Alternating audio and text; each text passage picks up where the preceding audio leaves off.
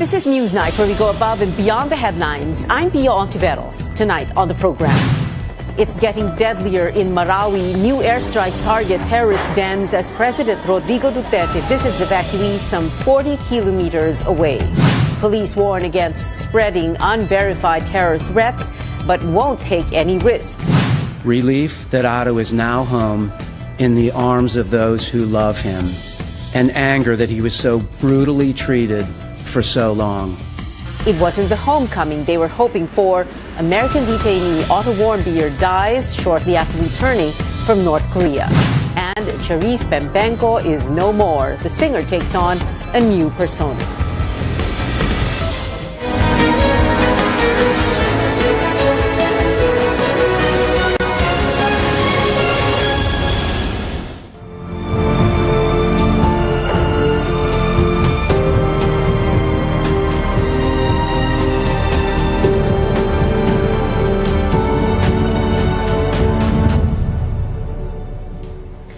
Almost a month into the war and less than a week before Ramadan ends, no let-up in military airstrikes against Maute fighters in Marawi. In a video from this morning's operation, a military plane dropping a bomb over a supposed terrorist hideout, sending thick smoke billowing into the air. The military said terrorists used drones to monitor troop movements, no telling when the crisis will end. Our correspondents are at the heart of the story. David Santos is in Iligan City. President Duterte visiting an evacuation center there at Ground Zero, that is Marawi City. Camille Abadisio has the latest on operations against the terrorists. And here in Metro Manila, Rex Remigio talks to police officials about carrying out tighter security measures.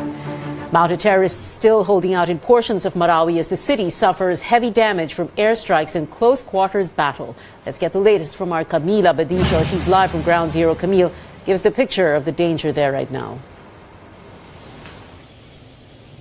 As hostilities rage on, more stray bullets zip into the capital compound, which is supposed to be a safe zone here in Marawi City. Just last night, not less than 5 came through the area where the media have their live set. The heavy downpour doesn't stop the fighting. Government forces drop aerial bombs on enemy positions. And non-stop artillery attacks continue to pound the 4 remaining barangays held by the militants as the troops close in. 29 days into the crisis, the military has recaptured 7 barangays occupied by the Maute group. But while the safe zones expand, the danger remains high. The CCTV footage shows members of media running to take cover and dropping to the ground as stray bullets fly in their direction. This almost 2 weeks after a child was shot dead by a sniper fire inside a mosque, and just days after Australian journalist Adam Harvey was hit. The military says the bullets come down to the capital because it's higher than the battleground. Kasi secured po ang capital. The capital is located in a controlled area. Our forces are deployed within the controlled area. Dito yung facilitation ng humanitarian activities natin. So hindi siya target. Okay? Talagang line of sight lang siya. The armed forces also confirms the terrorists are using drones to monitor their movement. Meron tayong mga na-take down na mga ginamit nilang drones. Authorities report the dead include 258 terrorists, 26 civilians and 65 government troops. As the holy month of Ramadan comes to an end in less than a week, residents displaced by the skirmishes remain hopeful. Para makauwi na kami. Hiling namin sa Panginoon, kay Allah, na bago matapos ang Ramadan, tapos na lang ito. The troops continue to battle it out for the remaining enemy stronghold. But as violence persists, the military is in mood to finish the job. They have cleared 16 buildings, but the enemy remains to hold key battle positions in snipers' nests. The Maute fighters are also using mosques as their logistical hubs where they hide their hostages. Pia. Well, Camille, can you tell us how are they preventing the spillover of this conflict? they're continuously coordinating with various agencies, especially local officials, to avoid enemies escaping the city of Marawi. Also, Pia, just to add, the government forces have initiated an effort to secure the properties of the displaced residents. Earlier this morning, they started the Operation Padlock, where they sweep through all the cleared areas and lock the abandoned houses. The military says this is to secure the displaced residents, that they're doing everything in their power to secure their properties. Pia. Camila Badisho reporting there from Marawi. Malacanang insists ISIS or the Islamic State cannot turn Marawi into its stronghold in Southeast Asia. Some U.S. senators have expressed concern about this. It's unlikely for Marawi to become a new hub for IS fighters. The Philippine military has already preempted the Maute group from establishing a wilayat or province in Marawi. U.S. lawmakers are suggesting American troops play a bigger role fighting terrorists in Marawi. Abella, however, says they won't go beyond technical assistance. Well, security in Metro Manila has been tight since the Maute group attacked Marawi City last month, but the police confirm security measures are even doubled after an alleged Maute relative tried to slip into the capital. Our Rex Remita reports. Airport police armed with submachine guns. Security guards with shotguns instead of handguns. More frequent mobile patrols and more thorough screening of all vehicles at the entry point. Security is leveled up at the airport, which is considered a vital facility, as the police make sure Metro Manila is safe from terror threats, especially crowded areas. They say this is a precautionary measure to contain the crisis in Marawi, as they arrest a number of Maute relatives in Mindanao and some who try to slip into Metro Manila. The same way with Metro Manila and other parts of the country, mataas yung security arrangement na pinapatupad natin para hindi nga po lumipat ng ibang lugar. The police say they have been carrying out stricter security measures nationwide since the attack on Marawi and the subsequent declaration of martial law in Mindanao. The police are also investigating a supposed PNP memorandum about the Maute threat in Metro Manila that's gone viral. PNP spokesperson Junardo Carlos cannot say yet whether the memo is fake or an authentic but classified internal document. But he issues a warning against those leaking internal documents. Kapag napatunayan na ito ay legitimate nanggaling sa aming pong miyembro at may pagkukulang o may pabaya sa kanya pong pag-handle ng ganitong mga impormasyon, maaari po siyang patawan ng parusa. Carlos says their intelligence report do not indicate terrorist threats in Metro Manila.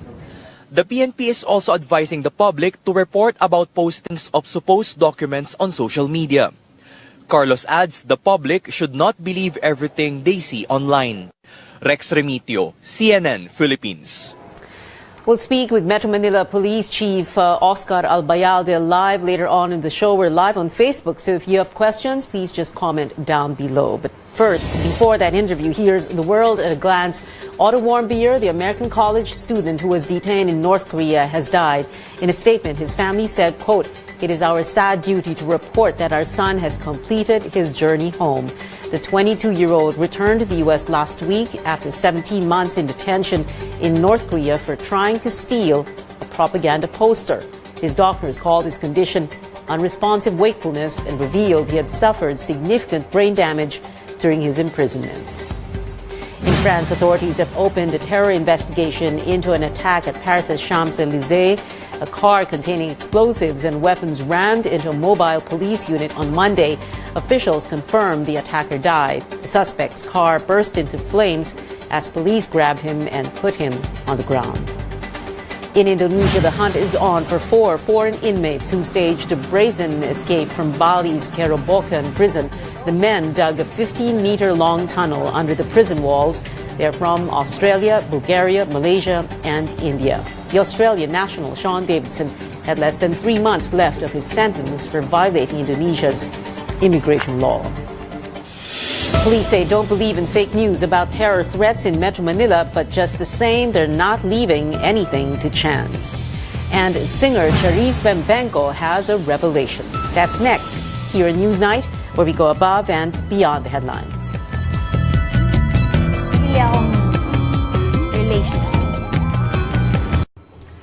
Welcome to Facebook Live here on CNN Philippines Newsnight. In the next segment of the show, we're going to begin with the latest on that London fire. Remember the 27-story Grenfell Tower, a residential building full of people, an early morning fire just a few days ago.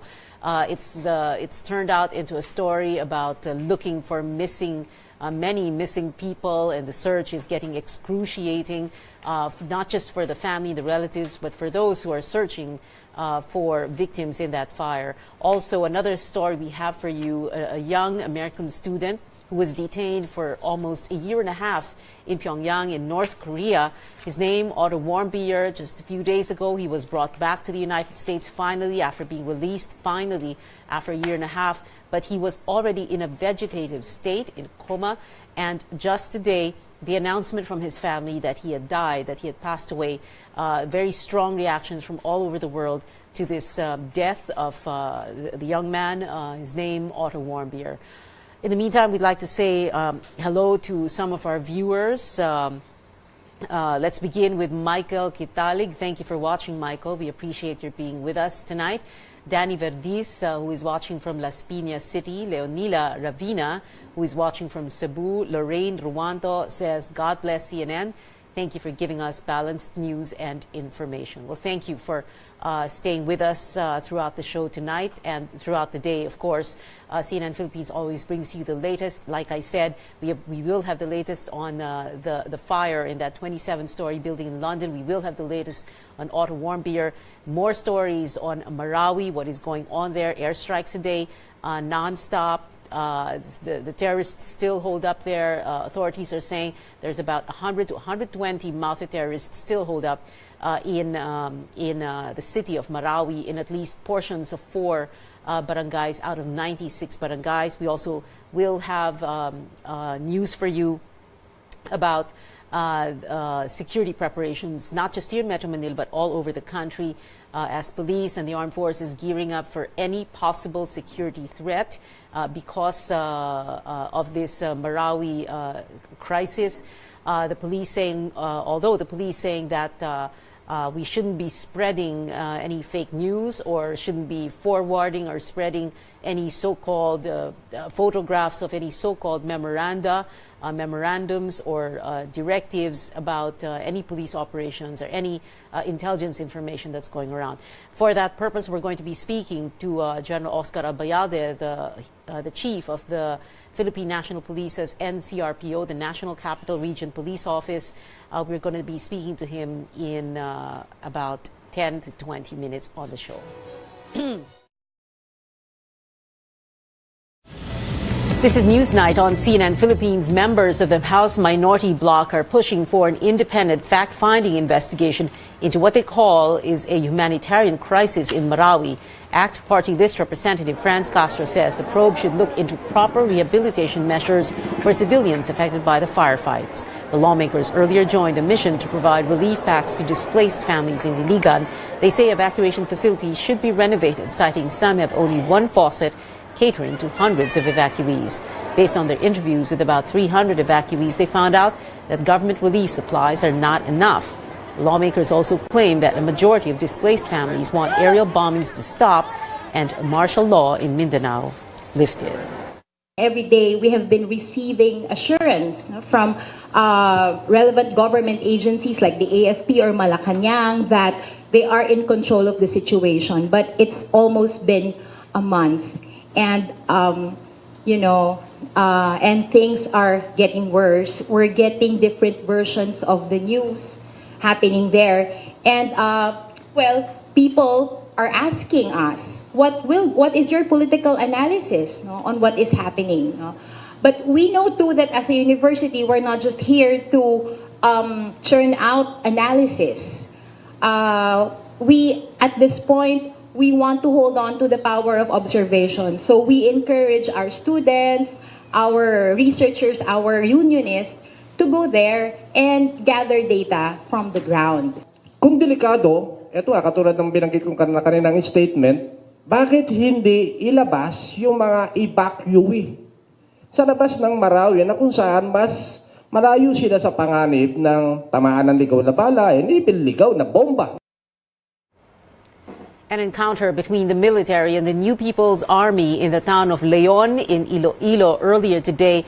Army officials saying as of early this afternoon that the firefight was ongoing. Over the weekend, rebels raided the police station in Maasin town, carting away some firearms. The firefight lasted for about half an hour. There were no casualties from the government side in that encounter with about 40 fully armed NPA rebels. A Korean hiker, meantime, who had gone missing in Mountain Province for almost 2 weeks was found alive by the Benguet police office this morning. Choi Sung-kyu was reported missing on June 9th. He was last seen hiking towards Banawe, Ifugao. The police had difficulty looking for him, but they were able to get through his cell phone on June 13th. The Korean then said he felt weak and was lost. What you see now are pictures of the search and rescue operations for Choi in Barangay Latang, where he was found today. Choi is now on his way to the municipal police station and to the Barlig Municipal Hospital for medical attention. More news from the region. Some Marawi evacuees take refuge in Dumaguete City, while in Negros Occidental, authorities intercept 23 fishermen from Zamboanga del Norte. Nicolette Henson-Hizon has the stories across the regions.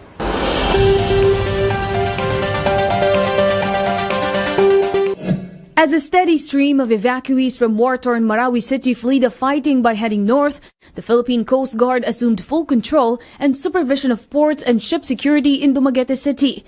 The Coast Guard says they are monitoring the arrival of evacuees with the help of the Social Welfare Department. Residents of Marawi who have made their way to Dipolog in Zamboanga del Norte then take a boat to Dumaguete City in Negros Oriental, a regular route between the two cities. Officials said there are 121 evacuees from Marawi who are residing with relatives in 3 barangays in Dumaguete. Still in Negros Island, authorities intercepted 23 fishermen from Zamboanga del Norte in 2 separate boats. 4 fishermen from Dapitan who docked in Sipalay, Negros Occidental were invited for questioning, said police. Another 19 fishermen from an undetermined town in Zamboanga del Norte were on a boat which docked in Bayawan City, Negros Oriental. The men and their boat lacked official documents and identification and are being investigated by the police. The heightened patrols followed the arrest of alleged members of the Maute terror group in Iloilo City Port on Sunday. On a lighter note, local tourism officials in Ormoc City are hoping more young travelers head to Lake Danau for its many adventure sports. The Lake Danau Festival was held June 16 to 18 and featured sports competitions such as kayak racing and fishing, a stand-up paddleboard and single boat race, and land-based competitions such as a marathon and longboard race. Lake Danau covers 148 hectares and is located 18 kilometers from Ormoc City. The lake supplies potable water and irrigation to several towns in Leyte, including Tacloban City. Nicolette Henson-Hizon, CNN Philippines. Labor Secretary Silvestre Bello confirms overseas Filipino worker Jennifer Dalquez was spared from death row in the United Arab Emirates, but she is serving another sentence. Dalquez was cleared of murder, but is yet to serve 5 years in prison for theft. Dalquez was sentenced to death in 2015 for killing her employer, but her family said she just defended herself from her employer who tried to rape her. Dalquez is a 30-year-old single mother of 2 from General Santos City. American student Otto Warmbier dies a week after returning home from North Korea. And back here in Metro Manila, security is tight after an alleged Maute relative tried to slip into the capital. We'll talk to Metro Manila Police Chief Oscar Albayade live here in Newsnight, where we go above and beyond the headlines.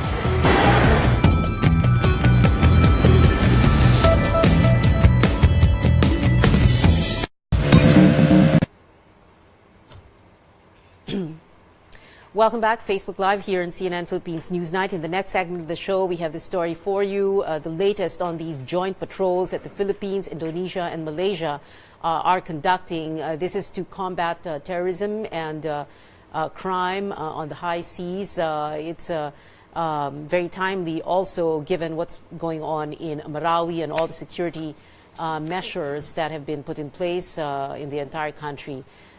because of terrorism.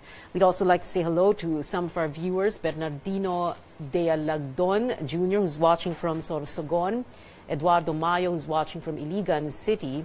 Ruel Ortiz, who's watching from the United Kingdom. We also have more stories for you from the war zone, from Marawi City, where Maute fighters had holed up in portions of 4 out of 96 barangays there.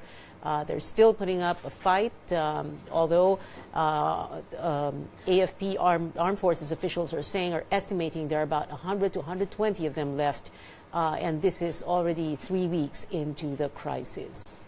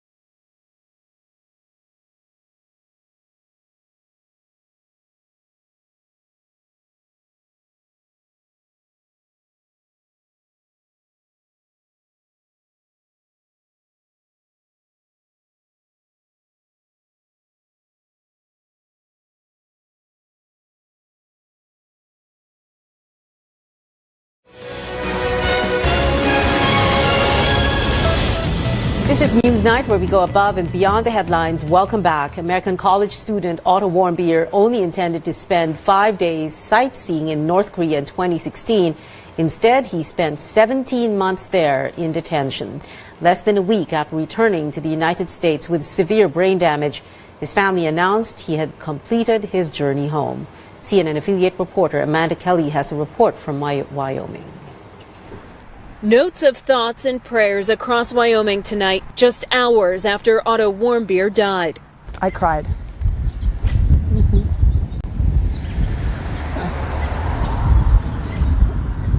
Both for him and for his family. The 2013 Wyoming high school grad was sentenced to 15 years hard labor in North Korea while visiting on a trip. He was flown home last Tuesday in a coma.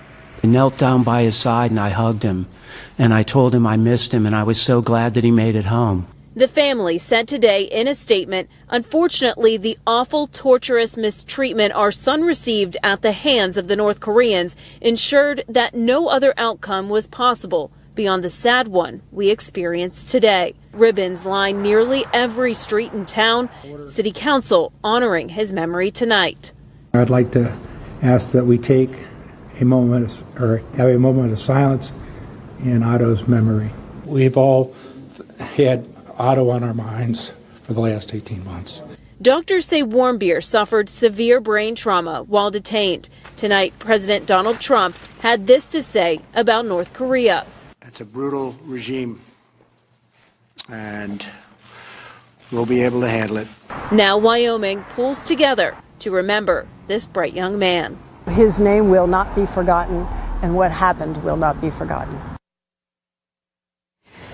The Philippines, Malaysia, and Indonesia began naval patrols against piracy and terrorism. The joint patrols and information sharing are the first concrete steps in cooperating against ISIS-inspired terror groups in the region. In a statement released by the three countries, it states that Trilateral Maritime Patrol Indo-Malfi will address security challenges in border waters. Each country will set up a maritime command center, while patrols will include air and land elements. Security is tight here in Metro Manila after an alleged Maute relative tried to slip into the capital. We'll talk to Metro Manila Police Chief Oscar Albayalde live. And some medical students need not worry about their tuition. We'll tell you why. You're watching Newsnight, where we go above and beyond the headlines.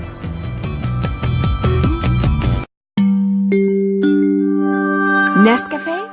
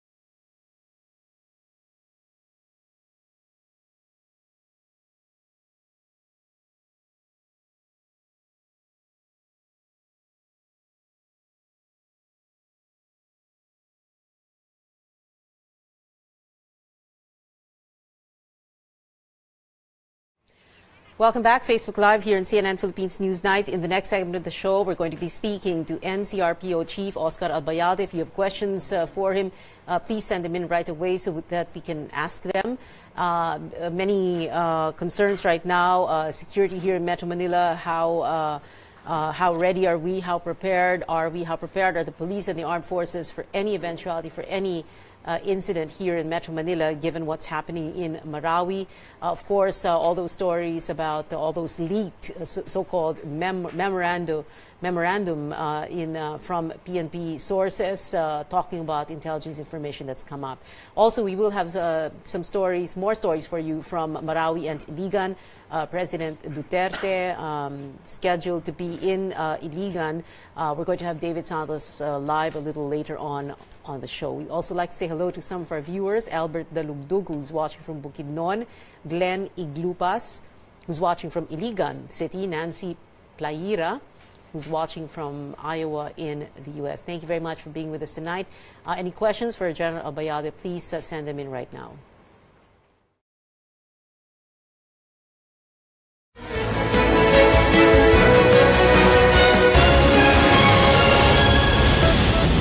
This is Newsnight, where we go above and beyond the headlines. I'm Pio Ontiveros. Our top stories: it's getting deadlier in Marawi. New airstrikes target terrorist dens as President Rodrigo Duterte visits evacuees some 40 kilometers away. Police warn against spreading unverified terror threats, but won't take any risks. And it wasn't the homecoming they were hoping for. American detainee Otto Warmbier dies shortly after returning from North Korea. President Duterte visiting an evacuation center in Iligan City. Our senior correspondent David Santos joins us now live from Iligan. David, how's the president's visit there going?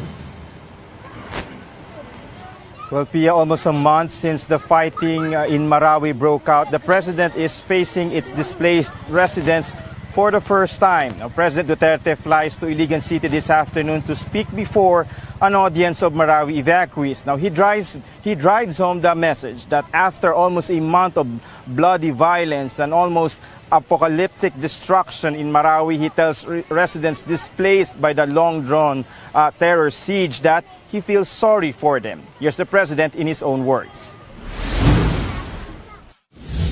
Di pa man natapos ang Ramadan, I would like to say to the Maranao people that I am very, very, very sorry na nangyari ito sa atin. Sana kung madaling panahon, you will find in your heart to forgive my soldiers, ang gobyerno, pati ako for declaring martial law. Wala akong choice eh. Sinisira na ang Marawi. I have to drive them out, but I am very sorry.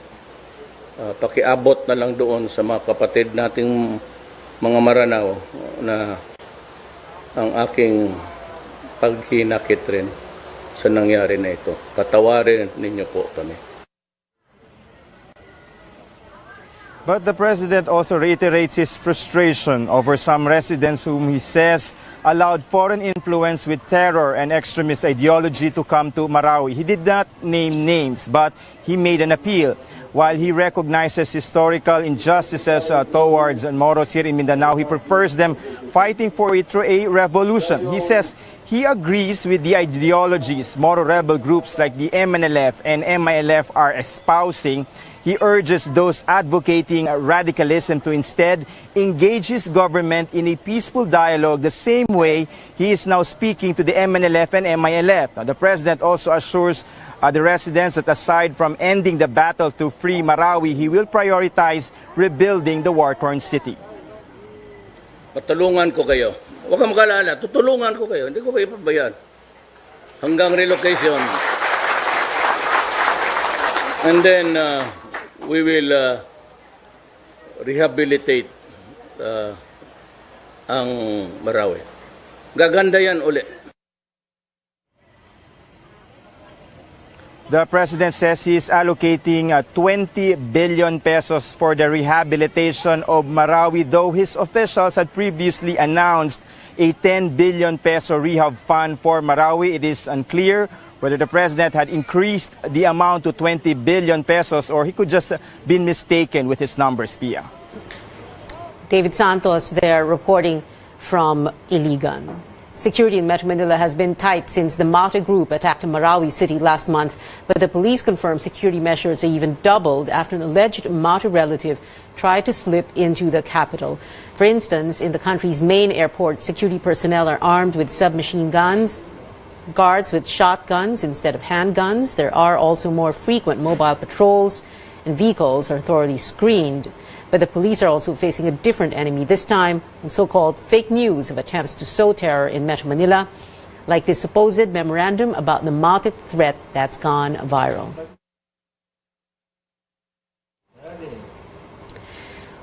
We now go above and beyond the headlines with Metro Manila Police Chief Oscar Albayalde. Good evening, sir. Thank you very much for joining us. Good evening, Thank sir, you for are having you me. denying the existence of those memorandums? No, the existence of the memorandum is real, no?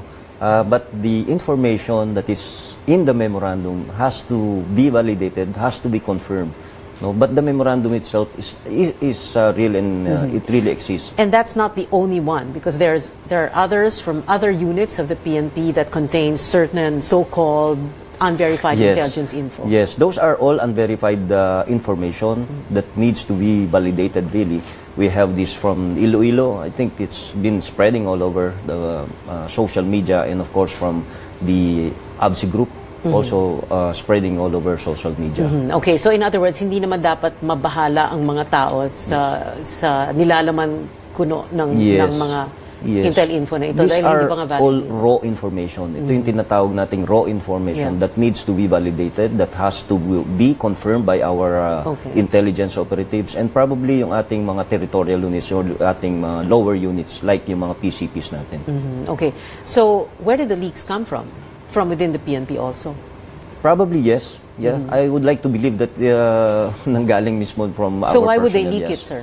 Well, probably is it really a leak, or are they concerned about something? Well, number one, probably they're not aware of the security of the document security that exists in the intelligence community, no?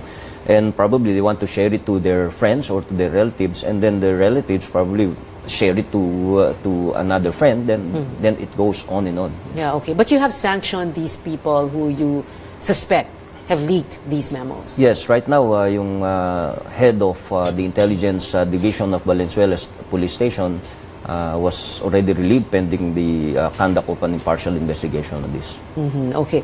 Also, sir, like you said, this is not the only memo, and dami pang kumakalat, but you are not discounting, possibility or implications or any possible scenario. Yes, any possible scenario. But as far as the content of the memo is concerned, no, we have not received any information that corroborates the contents of the information or the information that we received, or anything that confirms or supports the information, really.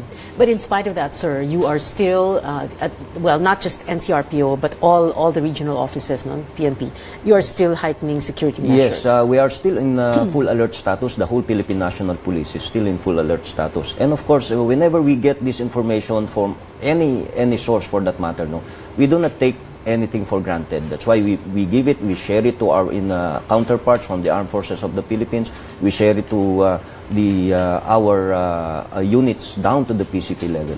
Okay. And what kind of instructions, sir, are given to all the units in terms of preparation, in terms of heightening security measures? For example, if there's info that talks about truck attacks or paggamit ng mga LPG trucks at halimbawa, ano yung dapat gawin? Well, basically we have to strengthen our target hardening measures, no? Like for example, the checkpoint operations, yung pag-serve natin ng warrants of arrest, especially against those who are probably engaged in terrorism, or and of course yung yung pagbabantay ng mga vital installations natin, and of course yung ating mga places of convergence, especially yung mga malls dito sa Metro Manila and all over the Philippines.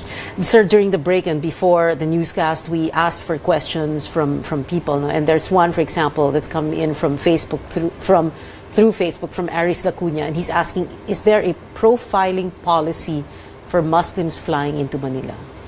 Well, as far as the relatives of the Maute, yes, we did profiling on them, no? Because we all know that they have relatives here in Metro Manila, but those relatives that are here, they've been here for decades already. We made profiling on them, and it turned out that they're law-abiding citizens. And of course, they have not been involved in any criminal activity. Okay. Well, there was hindi naman daw talaga relative, parang very, very distant relative. For yes, example, very in Pasig, distant. nag-report pa nga sa EPD, no? Sa Eastern Police. Yes, and also to the National Bureau of Investigation. It's because they're now scared because of their children are being bullied in school. And of course, with the last name of Maute, if your last name now is Maute, parang delikado na agad, no? So, yun ang tinignan natin. Yeah, okay. Well, kung hindi Maute, ang question kasi for Muslims flying into Manila. Yeah, wala, no? Yes. It's not like tinitingnan kung... Yes, if we get information coming from Mindanao, no, if we get information from other units, then kung let's say nakalusot sila dito sa Metro Manila, we immediately conduct this profiling. Yes. Okay. There were also some concerns raised nung dinala dito si Kayamora Maute and then the wife Farhana, tapos nasa NCRPO sa Camp Bagong Diwa in Taguig. So medyo siguro may ibang mga tao medyo natakot. Yes, of course. Parang sa lahat ba naman ng pagdadala? Yes, of course. But if the attempt of rescue, no, particularly in Camp Bagong Diwa, that's a bit next to impossible probably. It's because, the camp is really well fortified and we have one regiment from the Special Action Force there, no? So any attempt of rescue could be suicidal on their part. But of course, yung security natin here in the whole Metro Manila, we tightened our security here and we expanded our checkpoint operations, our visibility, our patrols all over Metro Manila. Okay, so this is the most secure place to make sure that the Mautes, at least Kayamora and the wife and several of their group members remain detained. Yes, in fact, we are even scheduling a summit on our Muslim brothers, on the imams and their leaders, this coming Thursday. So we'll be able to talk to the leaders of all the Muslim communities here in Metro Manila. And then one last question, sir. Any intelligence information verified or being validated about movement from Marawi outwards to any part of the Philippines? Right now, here from Marawi or from Mindanao to Metro Manila, we have none, no information whatsoever. Okay. Right And also, sir, even if you tell people don't spread the info, don't forward, sa inyo naman manggagaling kung meron talagang verified threat, right? Yes, I think it's just right for us to, if we have verified report, we have to really inform the public, no? And I think we appreciate the public now who gets involved in this very exchange vigilant. of yes, very vigilant, no? And they know, lahat na lang nire-report alam sa nila inyo. kung ano na dapat yung rini-report. But the thing is, we really ask the public to be more discerning, and so as not to create unnecessary panic. So not necessarily to forward text messages, but if they see something, then they must say something. Yes, they might as well text it to us directly instead of texting it through the media or through the cell phones. Is there a particular cell phone number that they can text? Yes, we have the text 2920, we have the text 2286. Okay. Those are direct lines from at the national headquarters. Okay, anything that they see, hindi lang yung basta pinapasa. Yeah, anything they see Text in emergency, you have the 911. No, Okay. if you're using a cell phone, you have to dial 02 and then the 911. 02 911 Yes. and text 2920 and text 2286. All right, General Oscar Albayade, NCRPO Chief. Thank you very much, sir, for being here. Thank you. Salamat po, sir. The name Maute easily brings to mind the crisis in Marawi, lives lost, thousands displaced, and millions of damaged property. But some families with the same surname but unrelated to the terrorist group cry foul over the bullying they're getting. JC Gotinga has that story. Say Maute and only one thing comes to mind these days. But the string of terror attacks that culminated in the siege of Marawi City has given many Maranao families a bad name, literally. Maute is a pretty common surname in Lanao del Sur, but in Metro Manila it has become a liability and an invitation for hate crimes. People with the name, especially the children, are getting bullied in school and on social media. Sinasabi kayo, tanong gawin nyo, may dugo pa rin kayo mga terorista, gano'n kung ano sinasabi. Kahit anong gawin namin paliwanag, hindi pa rin sila naniniwala. They explained their roots are in Mulondo town in Lanao del Sur. That's 8 municipalities away from Butig, lair of their terrorist namesakes. Pagaya po sa atin dito sa Maynila, napakarami pong tao na may apelyido na De La Cruz, T. Guzman. Kahit po mismo sa amin sa Mindanao, maraming may apelyido ng Alonto, Di Mapuro, Lukman, Adjong, marami rin po, ganun din po sa amin. Fear of hate crimes has driven the Mautes in Marikina, Pasig, and San Juan to seek help from law enforcers. Eastern Police District General Romulo Sapitula says the women's desk will handle the situation. In all problems na may paraan, a dialogue with the parents, a dialogue with the school officials, and up to the extent siguro to dialogue with the children themselves. The Mautes say it's unfortunate that the terror group has come to be known by the surname of its leaders. They would rather it be called Dawla Islamia, which is the name the group prefers anyway. Sana wag nilang nilalahat ng may apelido na Maute kasi hindi naman namin sila kaano-ano eh. Hindi nga namin sila kilala eh. Nagulat na lang din kami ba't nila tinawag na Maute group. These Mautes detest terrorism. They say it goes against Islam. Sana iningi namin na matapos po yan kasi lahat kami po ng mga Muslimo nasaktan po kami. JC Gotinga, CNN Philippines. The FIBA 3x3 World Cup is coming to Manila. We'll tell you when after the break. This is Newsnight, where we go above and beyond the headlines.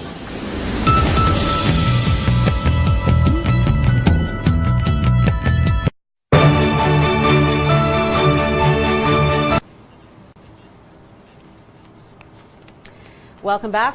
Facebook Live here in CNN Philippines Newsnight. We hope you were able to monitor that discussion we had with Metro Manila Police Chief Oscar Albayade. He had a mouthful to say.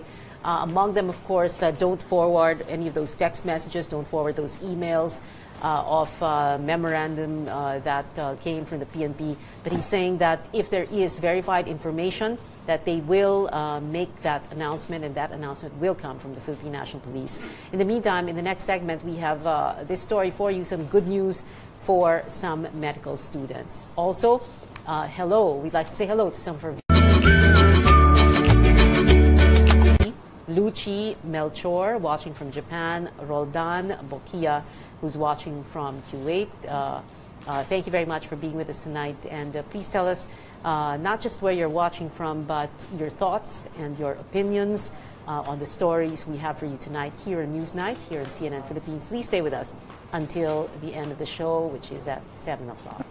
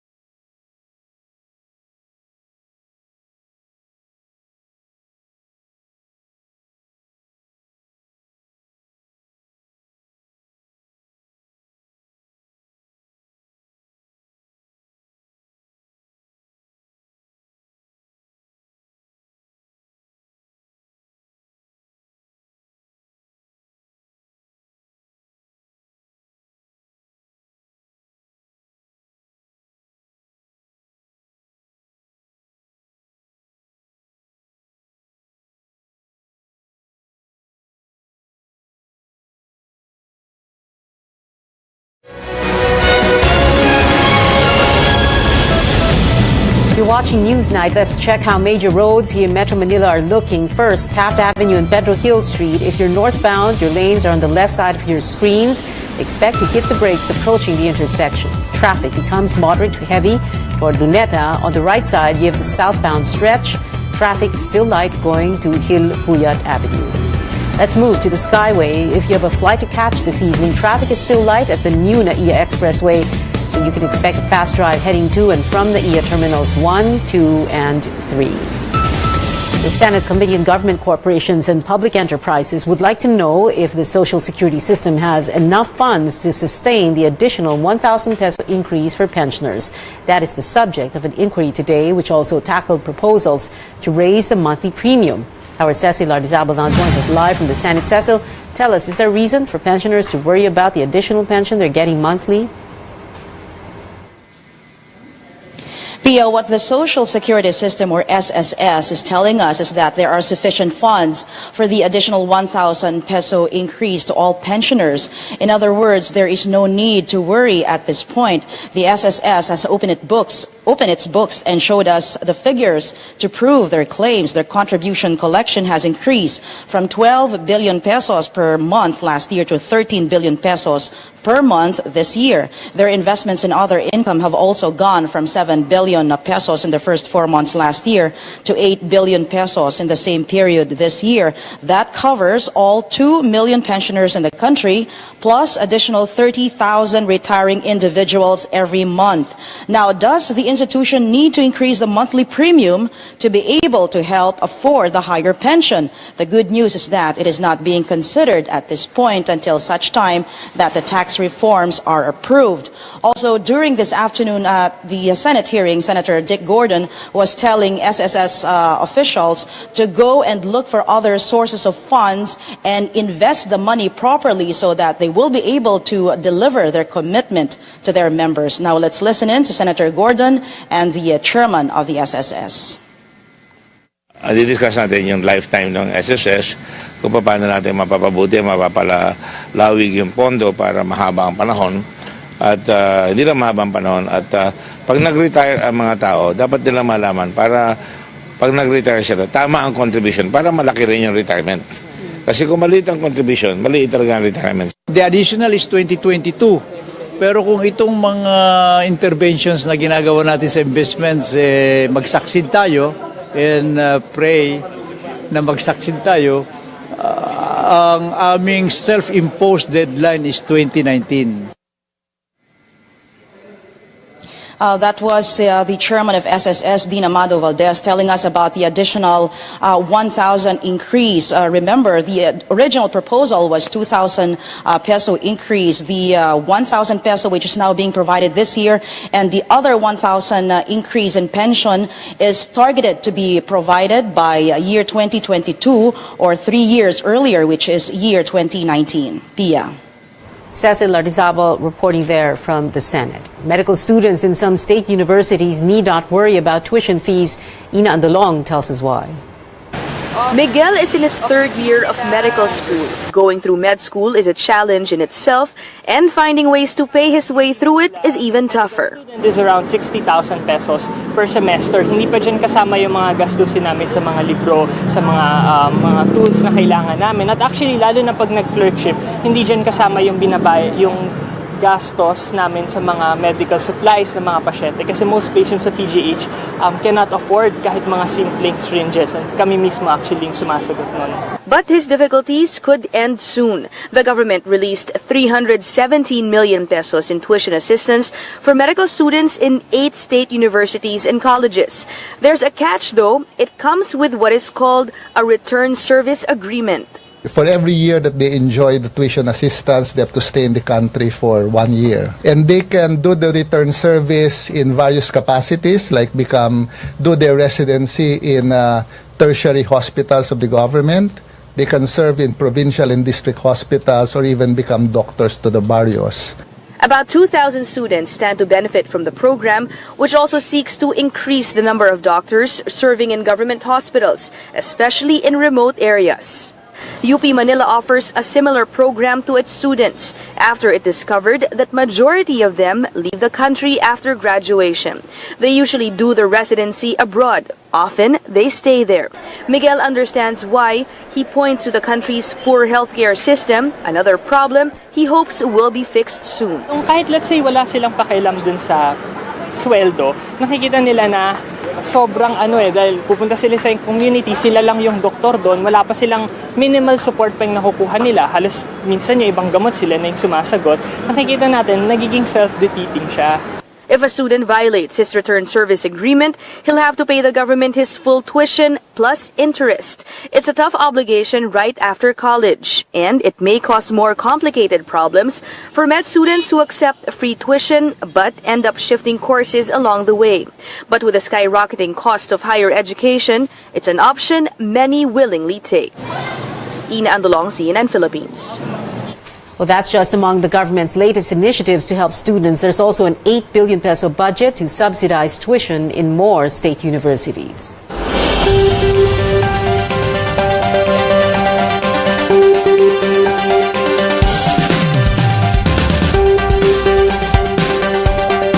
The exchange rate again breached the 50 peso mark today. It's first time in more than 2 months. The peso closed at 50 pesos and 10 centavos to the US dollar on Tuesday.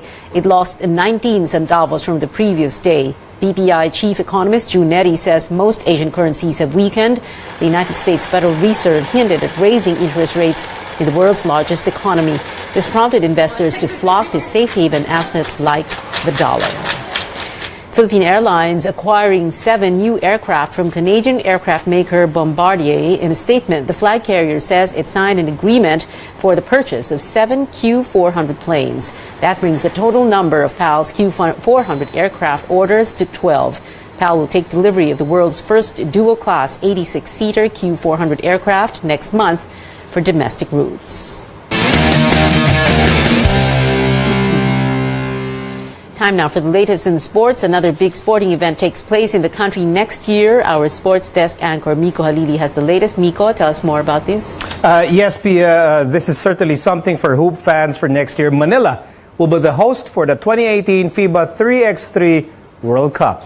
Samahang Basketball ng Pilipinas Chairman Emeritus Manuel V. Pangilinan broke the news on Twitter. Pangilinan says the tournament will take place in May of next year. A venue has yet to be announced. The Philippines has played host to major sporting events in recent years. That would be the 2017 Southeast Asian Basketball Association Championship.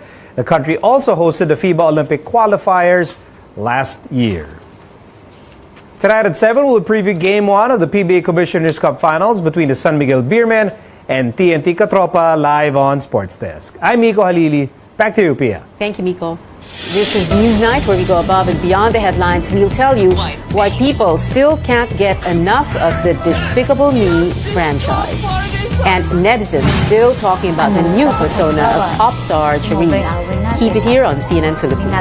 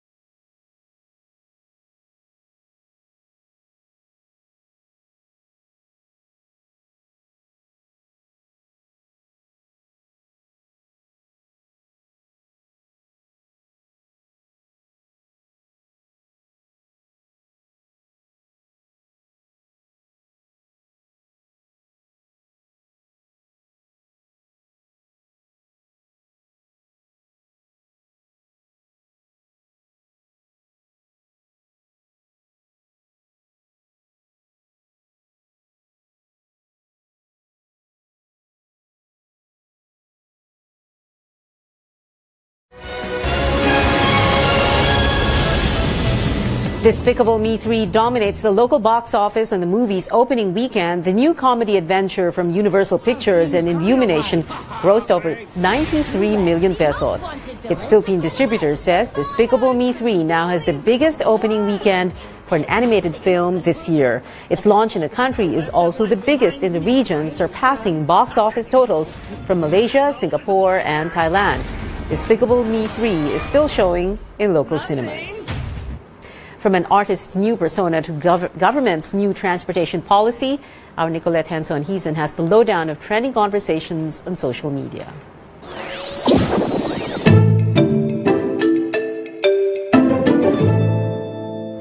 Goodbye, Charisse. Hello, Jake Zyrus. It seems like a rebirth as the singer formerly known as Charisse surprised fans by changing his name and deleting his post on all his social media accounts. The only post left is a photo where Jake Zyrus thanked fans for all their love and support. While some are shocked, others hail his move. This tweet professes unconditional love, quote, "Maging si Charisse or Jake Zyrus ka naman, love pa rin kita, forever idol." Another netizen thinks the screen name Jake Zyrus has more swagger. In his first tweet, Zyrus says he's overwhelmed by all the love. Jake Zyrus was among the top trending topics on Twitter Philippines today. Also making waves online is the government's Public Utility Vehicle Modernization Program, which was launched yesterday. On Facebook, Ananias Jokno is supporting the program and suggests if old jeepneys cannot find a way to minimize carbon emissions, they should be replaced by environment-friendly e-jeeps. While admitting it was a good move, Don Obania says drivers also need to be re-educated. Edge Napiza calls out critics of the program and says there's a 3-year transition period, so it's too early to complain. Meanwhile, Justin Vinuya writes, quote, "Bago nyo naman pagandahin yung mga jeep na yan, sana unahin nyo muna yung mga kalsada natin, napaka-traffic po eh." For more on these stories, you can visit our websites at cnnphilippines.com and follow us on social media at CNN Philippines. We love to hear from you. I'm Nicolette Henson-Hizon. And before we go, a Dutch Filipina wins one of the world's most prestigious awards for young artists. Martha Atienza bagged this year's Baloise Prize at the Art Basel, one of the world's most prestigious art fairs. The exhibition was held in Switzerland. Atienza is getting the attention of the international art community for her underwater video installations like this one you're seeing on your screens. It's entitled Our Islands. The installation was shot in Bantayan Island, located off the coast of the northern part of Cebu. Our Islands tackles environmental and political issues of the country, such as the resilience of Yolanda survivors, the plight of overseas Filipino workers, and government's drug war. And that's it for tonight. Thank you for your time. I'm Pio Ontiveros. See you again tomorrow for Newsnight, where we go above and beyond the headlines.